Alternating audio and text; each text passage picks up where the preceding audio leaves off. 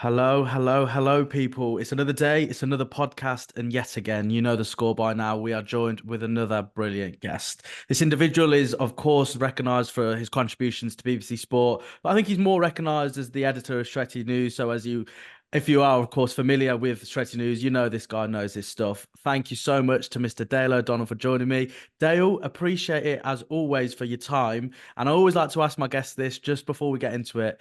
What's it like to cover Manchester United? Non-stop. It's fun. Sometimes it can be frustrating and annoying, but when this is the club you love and the club you follow, I don't always call it a job, but I enjoy it and I enjoy it more when we're doing well. Yeah, of course. It always makes life a little bit easier, doesn't it, when Man United are doing well. Unfortunately, them times haven't been too familiar in recent times anyway. But of course, as we start this new dawn, this new era of Ineos and Sir Jim Ratcliffe, there is hope, there is optimism amongst the Manchester United supporters. And I think there's only one place to start. We were talking a little bit before we hit record today on today's podcast about Dan Ashworth. What's the latest with Dan Ashworth? Is there an agreement any closer with him? And what can you tell us about Mr. Ashworth coming to Manchester United? Definitely a work in progress because United's intention would be to get him in before the summer. There's still a long way to go in terms of an agreement with Newcastle, and he also needs to kind of weigh in that Newcastle will want to appoint a replacement, and they'll have to move him on before they do that. So they probably wanted that before the summer as well. So you would like to think an agreement would be put in place. I think it was interesting when Sir Jim Ratcliffe was asked about this, and he said that Man City, even though a rival of Manchester United, he said they acted with maturity. And when it came to Omar Barada, it was a dig at Newcastle, and it was a kind of a warning call that they'll respond to. Yeah, yeah, there we go. I think that's the type of stuff, isn't it, that we want in terms of Man United fans, that communication side of things, and maybe them cryptic messages in there for us journalists to get into as well. I think, yeah, go on. Were you going to say something there? Well, I think Sir Jim Ratcliffe has done quite a few interviews, and what I find interesting is he doesn't hold back on any questions. He's quite bold, and even coming out and giving those little subtle digs to Newcastle. We United fans haven't seen the sense of communication in some time. Neither has the media. Um, it's reassuring, if anything. Now we all hope that all these promises come into action. Words are only go so far. But so far so good on that front, and I'm looking forward to the summer. Yeah, yeah, for sure. I think from a journalistic perspective, anyway, it's going to be a busy one, but I'm sure you and I will both be across it and then some. I think if we obviously take our focus now onto the players, I think one individual who's been grabbing the headlines and then some, not just this week, but of course has been amplified for his performances for his country. Of course, England is a certain Kobbie Mainoo. I'm sure you've heard of him once or twice in the last few weeks and months. But this individual, I mean, before we get into it, I think Kobbie Mainoo has been nothing short of sensational. I think he has been one of the only real bright lights and positive aspects of Eric Ten Hag's second season at Manchester United. Him allowing Kobbie Mainoo the platform to really blossom and show what he can do on a grand scale has led to him almost anyway being a regular starter for England, which is crazy to say. But I think it's a massive testament to Eric Ten Hag. It's a massive testament to Mainoo, obviously, for taking the opportunity with both hands. I just worry maybe a bit too much pressure is being put on his shoulders to be thrown in at the biggest club in the country and then also now thrown into his country and being able to be that foil, if you like, for the likes of Jude Bellingham and, even Declan Rice to go forward. Then you go on to domestic with Fernandes and co as well at Manchester United. But there have been a couple of reports in terms of Manu and Manchester United that there is a new contract in the works, in discussion, of course. What news do you have regarding any sort of update in terms of Kobbie Mainoo's future? I think it's something that United will be talking to Kobbie about between now and the end of the season. I don't think there'll be under any panic over it because I think Kobbie's enjoying himself at Manchester United. He's getting the opportunities that I think any 18-year-old could only dream of. And he looks very happy and everything's going his way. There'll be no rush on that front though, because I think with these young players coming through the academy, United are wise in the sense maybe we've been a bit too kind of throw money at players too much in the past, and that needs to change. But Kobbie is a special talent as well, and he's a player that United will want to have for the long term future. But you would like to think that there'll be a path or a progress for him to make bigger money, but not just given to him early on. Incentivized contracts, I think, is a route that I think United should be going down. Whether they do or not, we'll see. But Kobbie, yeah, there's confidence there. There's no reason to worry. His future is at Manchester United. Yeah, there we go. I can almost take a sigh of relief now, because it's just one of them players that only come around once every 10 years or so, and you think this boy could be the heart of Manchester United for however long he wants to. So there we go. Perfect in terms of starting off today's podcast with a bit of positive news. We've got a bit of Kobbie Mainoo in there for you people to hear and to appreciate. We'll move on now into terms of obviously things that Manchester United need to address. Now, of course, obviously the left back position has been something that's been a lot of discussion. Of course, now question marks are being raised over Luke Shaw, not necessarily his ability, but more his availability over everything else. And then, of course, with Tara Malaysia, it's obviously been, doing the rounds in terms of the Manchester United faithful. Where is he? And I think there have been one or two reports that do suggest it's not just a physical aspect to his game, it's mental as well. So that's a big area that Manchester United do need some bodies in. We've seen Victor Lindelof play there for probably the majority of the season. So, it starts to paint the picture, doesn't it, in terms of that being a major sort of concern for Manchester United. Have you heard of any players in terms of, that position in particular, or is it just, a situation which it has been for quite a lot of the positions Man United want to address of having rather a long list, and then, as you say, waiting for the right people to get involved in terms of the board level, and then they make their move? Yeah, I think it's been definitely listed as a priority position for the summer. As for or specific targets, I think it's early doors, because you have to wait for the likes of Dan Ashworth to arrive, who's going to be, very much the driving force behind United in these departments. So I think there'll be definitely scouts will be working hard to identify which targets United may like, but you'll have to wait for the chief executive to really come in. There'll be issue about their plans. Left back is key. You named all the key reasons why, because this season it's crazy, but we've been without our primary and backup left back for pretty much most of the season. You mentioned some of the names that have been shoehorned into the position as a result: Victor Lindelof, Amrabat. It's just far from ideal, and this is a position that last season, when results were much better, you would have said that Luke Shaw was a key player behind that. You'd argue that he was arguably one of the best left backs in Europe last season. And to be without that, a key player, is just a massive blow. You throw in the other players who've been out, Lisandro Martinez and whatnot. But left back is definitely a key role. We arguably don't have, we've two players who's been unavailable all season. So I don't think both of them will remain at the club in the summer as a result of that. One of them will probably have to be let go. Yeah, for sure. I think, like you said, it's just one of them situations where Man United do need someone a little bit more reliable in them positions. Yeah. And ultimately, one of them is going to have to maybe think about focusing their career elsewhere. And, another big position that's obviously hitting the headlines right now is the centre-half area. I think not only because Man United need strength in numbers in them positions, but I also think because there's going to be a couple of movements away from Man United, which again frees up even more space and a potential move for a centre-half from Man United's perspective. Now, of course, the 18-year-old from Boca Juniors, forgive me for my pronunciation, because if I get it wrong, I know I'm going to get battered for it. But I think we've got to be honest in this line of work, haven't we? Aaron and Salamino, I'm going to go with that. Hopefully that's about as right as we can get. Rather you than me. Yeah, exactly. You don't have to say the name. I think it will help me out a little bit if you do, so we can share the blame a little bit. But of course, this young lad, he's getting a lot of attention at the moment because, of course, Man United have been linked with him, and as we know, when Man United are linked with players, many players over the coming months and years, it always becomes a massive story.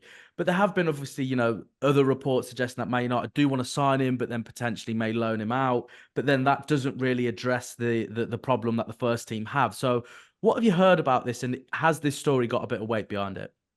Definitely has a bit of weight, because I do suspect that United will be looking at that South American market a bit more closely. I know it was something that Ten Hag wanted to happen last summer. He felt that the club should be operating in terms of scouting in that market a lot more, because he was identifying looking at how Man City and Chelsea were identifying players in these markets, and for pretty good prices, compared to the European market. These players then come to They come to Europe, and after a season, 20, 30, 40 million added onto their price tag, and they become far more expensive. So United need to really get on the ball there, buy these players quicker. And that's why I wouldn't be surprised to see a signing like that or two. As for centre backs, there's been a few names mentioned: Todibo, Antonio Silva, Brandweight at Everton. I think what will happen here, and just few whispers I've heard in regards to the valuations of these players, a lot of them are coming out quite excessive. I think United won't be stupid in the summer. They won't just throw money at one given target, and they'll try and buy sensibly, because we've been ripped off time and time again for years. And it's important that with this new recruitment team, that the reputation of the club is changed, because the reputation of the club in terms of agents, in terms of other clubs, they know they can pull their pants down a bit, and that needs to change. So when it comes to picking out targets, I don't think they'll just be throwing, say for example, they wanted Harry Maguire, they just have to throw 80 million at it and look at alternatives. Yeah. That needs to change. Yeah, for sure. It's bang on what you say there. I echo everything that you've just said, because at the end of the day, Man United do need these positions to be addressed. But this age old saying, the Man United tax does come into play. But then you only have to look. I know it's a different position, but someone like Julian Alvarez, who was of course bought from Manchester City, and I know a lot of people in the media and in the industry that probably would put an argument forward to say he's arguably the second best striker in the Premier League behind his teammate Erling Haaland. But we'll leave that for another day, of course. But talking about strikers, Manchester United, I believe, and I understand from obviously journalists like yourself, having conversations with people like that, and also a bit of information I've been told, strikers are a big, big position. There was at one stage in the last few weeks, I was told that, strikers right at the top of the list. If not, it is number one on the list. So what can you tell us about the striker stuff? What kind of profile of striker will Man United go for? Is it going to be someone who's going to, sort of teach Haaland, or is it going to be more of a competition for Haaland, Hojlund? What can this sort of be like in terms of Manchester United? And how does Hojlund fit into this picture as well, which is something I really want to talk about? I think a decision will be made that Hojlund will be the central piece, and the player that will come in, probably undecided yet whether it'll be a young profile or someone older, but it'll be backup or to provide competition. It won't be someone to come in to teach Hojlund anything, because I think Hojlund could teach a lot of more experienced strikers a few things or two. I know it's early doors yet, and there's a lot of hype, No, but go for it. Go for it. We like it. We I like it here. Hojlund is definitely sure. Look at the start of the season, he wasn't getting his goals in the league. There's always going to be that kind of initial stage of trying to get used to a new league and customize yourself to that. And I think he's getting there now. And there's so many things to his game that I think if he keeps developing them, he's going to be such a serious threat. And you can see when he gets a bit of space and he runs at defenders, they're terrified of him. When he gets a sniff on goal, he's now finally putting in the back of the net, and he's only going to get better.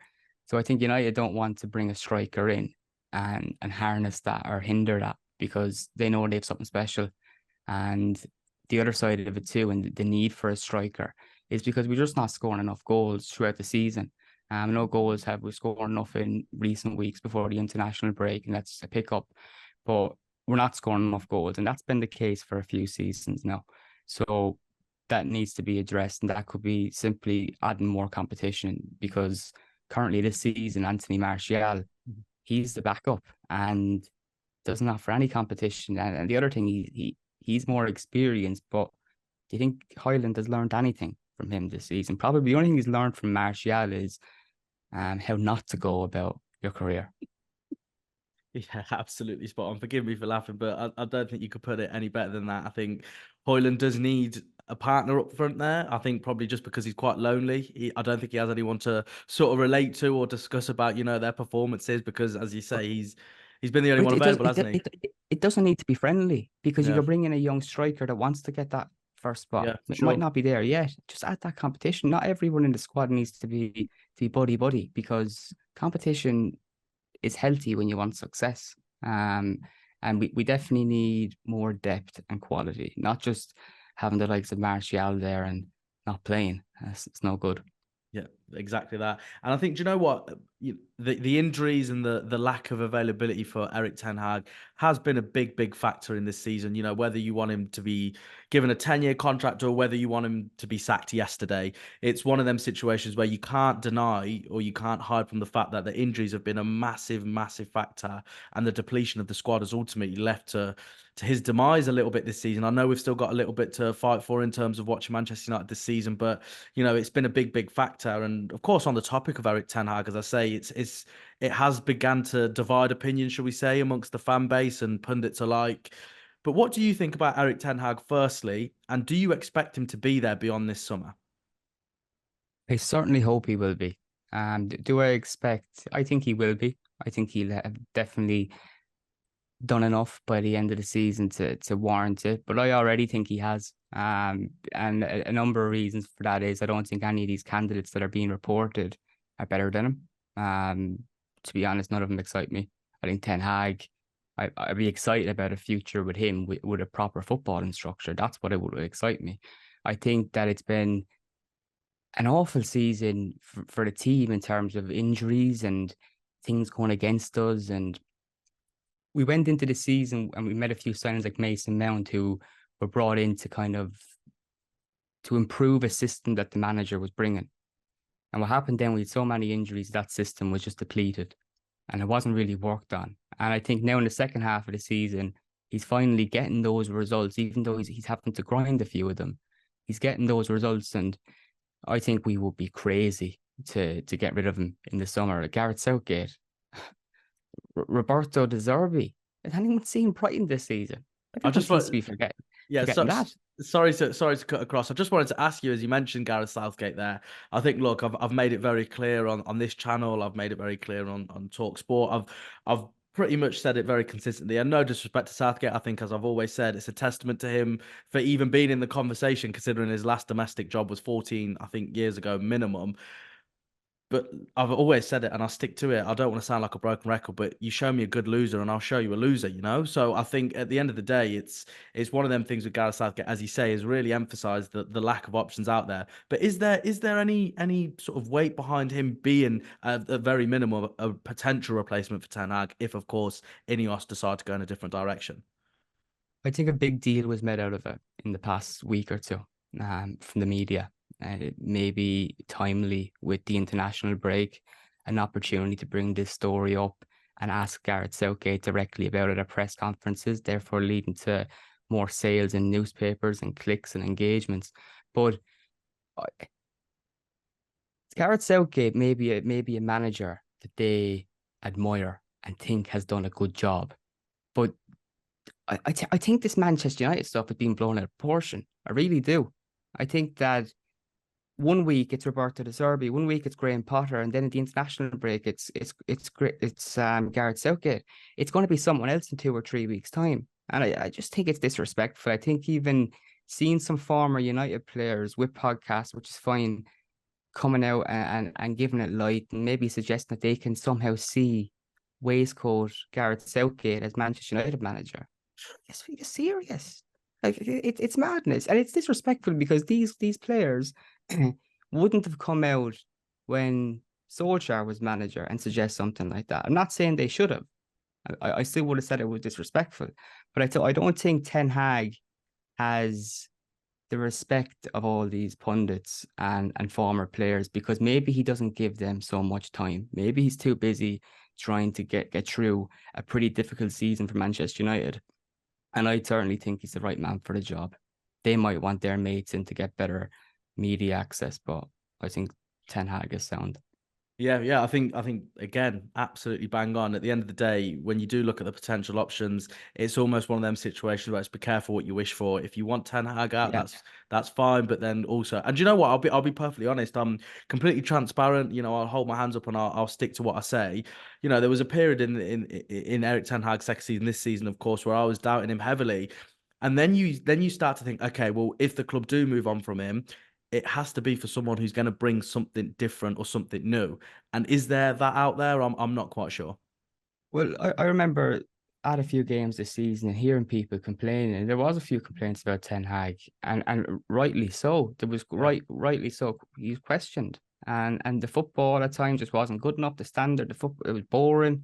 Um, but we've turned the corner. But I think one part of the season was in January when we had Martinez back for a brief period. Shaw was in the team. We had a few players back, and the performance levels really picked up. Results picked up. And we could see then, even though it was only briefly, we could see glimpses that how good we can play when we have our core knit together. And I think a lot of people then at that point said that were questioning Ten Hag that, okay, when we're a collective unit, when we have everyone fit, we're all right. You know, we're much closer to the likes of Liverpool and City than what people think. And we went toe to toe against Liverpool with a lot of key personnel out and got a good result there, the FA Cup for the international break. So there's been a few positive turns since the turn of the year. But you're right. There was periods in this season where people were rightly scratching their heads, but Ten Hag didn't give up. And I think even with all this media noise going on in the background, he won't give up. He'll keep going. Yeah, for sure, for sure. I know we're strapped for time, but we'll try and get through as much as we can. Of course, in terms of staying with, potentially a couple of players that could possibly help Erik ten Hag in the coming seasons, if of course he is at Manchester United. I want to start with Michael Olise. Now, of course, Michael Olise is an individual that's been linked with Manchester United heavily. I think personally with Michael Olise, look, on his day, he's absolutely brilliant. You know, the free kick that he scored against Man United last season still rings very, very heavily in the minds of Manchester United fans. But I think with Michael Olise, look, he's a brilliant player on his day.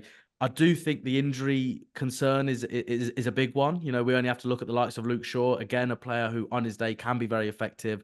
But how many times does he have them days where he's even available, never mind actually performing at that level? So I think, again, Michael Olise is a name that's very attractive. It fits the mold of this Ineos sort of target in terms of, being British, understanding the Premier League, young, a lot of potential. But do Manchester United have the availability to spend 70 odd million, which is being reported? So before I continue on my rant, I just want to get your side of things. I understand that he is quite high on the list of priorities for Manchester United, but what can you tell us about Michael Olise to Manchester United? Oh, there's been a few meetings between United and Olise's entourage, so there's definitely interest, and he's a player that is definitely on United's list. I think when it comes to the transfer market and going for targets, I would be a little bit shocked if they go for less, even though there's been meetings, because United meet with lots of agents and discuss possibilities of signing lots of players. And you mentioned his injury record. He's had three hamstring injuries this season. When he's played, his tally is quite impressive. He scores, he assists, and he has a real kind of X factor about him. He's definitely has the quality to be a United player. But in terms of availability, I would be shocked if United were going to spend big on a player like that, because just look at this season and the problem with players that aren't available. The proof is in the pudding. Yeah, exactly. And I think that, again, that's one of the areas that they do need to really sort of concern themselves with. And, in another life, in another possibility, that Mason Greenwood would have been the right-sided player. He was playing there when he emerged through the first team ranks. But of course, as we know, as I always say, we don't really need to get into why he's not playing for Manchester United. We all know. But in terms of Greenwood, a lot of fans are saying, well, why would you want to spend potentially 70 million on someone like Olise when you've got someone like Greenwood who's already amongst, the Manchester United ranks? He's on the books technically still. But as we know, by the way, can you just tell by all of the light in here? That's just keeps constantly changing. Brilliant, brilliant stuff. Anyway, in terms of Mason Greenwood, of course, as I say, some Man United fans want to see him back. Some fans don't ever want to see him play football again. I think with everything going on with the new takeover from the footballing perspective, I worry from, Ratcliffe's side. He's got so many issues at the moment. Does he really want to welcome another issue? I'm not too sure. But in terms of Greenwood, what have you heard? Is he likely to leave the club? What clubs are potentially, in pole position, if you like, to sign him? And yeah, what have you heard about Greenwood? I'm not 100% certain that he's pushing to get back, Yeah. because life at Getafe has been good for Greenwood. And I think if he goes, there's a number of different places he could go, and life would not be so good. And I don't think it would be so good back in Manchester. There would be massive media backlash, I think rightly so. Um, but I also feel, and at the time that he went to Getafe, and it was I don't feel that, like, he's been given a chance to move on with his career. I don't think he should be stopped doing that. If someone's willing to take a chance on him, that's fine. But I always felt that Manchester United and the club of our stature, that we were bigger and better than that, and we should lead by example. And I know there's cases down the years that go against United. People could bring them forward, but that's not a reason to keep making mistakes. And we have to improve when we can. So I don't think Green will be back. I think when Ratcliffe spoke about it quite openly, he needs to be mindful that United are possibly going to try and sell this player in the summer. And by maybe giving a possibility that he could return to the club, it gives the selling club a bit of a stronger position, perhaps. But we'll see. There's been reports of Barcelona interest, and they've reportedly kind of pushed themselves away from that. So time will tell, but I don't think he'll be back at Manchester United. Yeah. I'm inclined to yet again agree with what you're saying there. I think, look, with Mason Greenwood, of course, as I said, Manchester United fans, some of them are seeing the links with the likes of Olise and thinking, why would you spend 70, 75 million on a right-sided player when you've got Greenwood already there, who is available to come back if Manchester United want? But as I've said before, Sir Jim Ratcliffe has got so many issues to think about at the moment. Does he want to welcome this media scrutiny from all aspects by bringing in a player again like Mason Greenwood? I know he's opened the door slightly by saying that he's going to make his sort of own review, if you like. But I think ultimately, and I think the very likely possibility is that Mason Greenwood leaves Manchester United and it almost becomes someone else's problem. Because I think clubs like Manchester United and Barcelona, they're not just football clubs, they're brands, they're teams that are so global that they need to think about what their public image is. So at the end of the day, I think they're a massive factor as to why Greenwood may not come back to Manchester United. Just quickly on that Radcliffe quote, when he spoke about Greenwood maybe making a fresh decision, I think that was also a kind of a warning call that we were not going to rely on decisions that were previously made by Richard Arnold. But let's not forget who made an absolute mess of the whole ordeal. So I think Radcliffe was just making everyone aware that they were going to look into this themselves and they were going to make their decisions, and will continue to do so forward, because they wouldn't take advice from Radcliffe going forward. So why would they take his reviews from the past when he also made a U-turn? Yeah, that for me, I think was probably the most the most ridiculous thing in terms of the way Manchester United have handled it. For rightly or wrongly, if you agree with the decision of bringing him back, I think we can park that. If the club have made a decision, go with the original decision, whatever our personal opinion is, because it just shows again the lack of backbone, if you like, from Manchester United, which is again probably another topic for another day. Thank you so much for your time, my friend. I just want to ask you one final question. I've obviously asked the journalists and the reporters that I spoke to on this channel this very same question. With all the information that you've been told about Ineos and the plans and everything sort of collated into one final thought from yourself, how do you think this pans out with Ineos? Do you think they have the capabilities, and do you believe that they will be responsible to take Manchester United back to the glory days?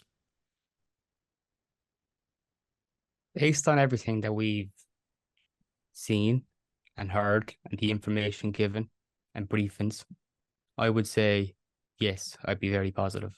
It's all been positive. But like I said at the start of this, words are one thing. We need to see this in motion and action. Um, it's very easy. A lot of the things we're seeing right now, we're getting excited about, like communication, because it's been 18 years since we've seen that from the club. The Glazers didn't do any of that. So we're maybe perhaps a bit giddy. So I guess when you see things happening, that's what we're waiting for. But I would say, yeah, I think Sir Jim Ratcliffe wants the best for Manchester United. A lot of people were skeptical at the start, saying, why is he spending this much money? Most people spending this money would expect a return, expect massive money back. He has come in and almost kind of suggested that money isn't, he's not in it for the money. And I kind of, it's maybe just in my head and it's kind of fantasy, but I just see him as this potentially this white knight who wants to leave a fantastic legacy. And he's seen the hurt that's been caused to United fans for so many years by the Glazer family. And his vision is that he can be the one to bring us back to those glory days that you mentioned. Now that would be just perfect, wouldn't it? So Absolutely. Jim Radcliffe would leave such a legacy if he could do that. Yeah, without a shadow of a doubt. And we started the podcast today on a positive note, and we've ended on a positive note. Dale, thank you so much. Before I obviously get a final word from you, thank you everyone who's watched today. Please be sure to follow Dale on Twitter, on his social media. He's right across everything Manchester United related, and of course, give his page a follow. Stretty News there again, as well as mufcMPB across everything Man United related. Dale, thank you so much, my friend, for taking the Thanks time for out. having me. No problem at all. I'm sure we'll get you on very soon in the near future. And like I say, appreciate every bit of information and opinion you've given us. And I think this is what's so brilliant about not only YouTube, but the MUFC MPB platform. We're trying to really connect the Manchester United reporters, journalists, broadcasters, content creators, and ultimately give and provide a platform for the Man United fans to really get involved with. So thank you, Dale, in being a very small part of that, but hopefully a much bigger part in the future. Thanks so much for having me again. Anytime, anytime. And of course, as I say always, please be sure to like, subscribe, follow MUFC MPB on Twitter or X. You know, I've had this thought in my head, do I call it X or do I call it Twitter? I'm old school, I'm stuck in my ways, I'm sticking with Twitter. So thank you everyone. As I always say, hit the like, hit the subscribe button. Really helps us get wonderful people like Dale on this channel to talk things Manchester United. And we hope anyway, with the football coming back, there'll be some good things to report on. Thank you everyone. And I know it's a little bit early, but enjoy your weekend.